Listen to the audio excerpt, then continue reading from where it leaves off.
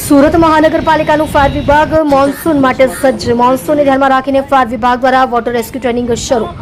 સુરતમાં ફાયરના જવાનો માટે 10 દિવસની ખાસ વોટર રેસ્ક્યુ ટ્રેનિંગ 2 જૂનથી 10 જૂન સુધી ફાયર જવાનોને અપાશે આપત્તિ વ્યવસ્થાપન ટ્રેનિંગ. દરેક ફાયર સ્ટેશનમાંથી તરવૈયા જવાનોની ટ્રેનિંગ માટે કરાઈ પસંદગી.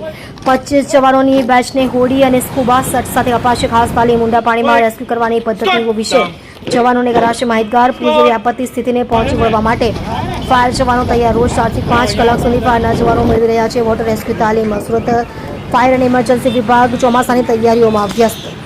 આપનો પરિચય? હું છું સબ fire officer Rohit ખલાસી, Surat fire and emergency services. અત્યારે કઈ જગ્યા પર ટ્રેનિંગ આપવામાં આવી રહી છે અને આનો ઉદ્દેશ્ય શું? કોચવે ખાતે વિયરકમ કોચવે ખાતે કતારગામ સાઇડ ઉપર અમે માર્શલોને ટ્રેનિંગ આપીએ છીએ ફ્લડ રેસ્ક્યુની.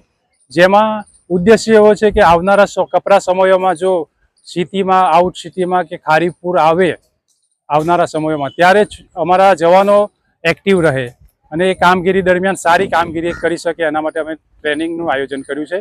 જે આયોજન તારીખ 2 થી લઈ 10 તારીખ સુધીનું છે અને એમનો સમય છે 7 થી 11 અને 3 થી 7 વાગ્યા સુધીના 2 બેચમાં. દરેક ગેટ ઉપરથી અમે 25 માર્શલોને દરરોજ ટ્રેનિંગ આપીએ છીએ. ચોમાસાની શરૂઆત હવે ઘણીના દિવસો બાકી છે, શું કહેશો? હું તો એટલું કહેવા માંગુ છું કે આવતું ચોમાસું બધા માટે સારું રહે, કોઈ કપરી પરિસ્થિતિ આપણા માટે ના ઉત્પન્ન થાય અને જો એવી પરિસ્થિતિ ઉત્પન્ન થાય તો એના માટે ફાયર બ્રિગેડ સજ્જ છે.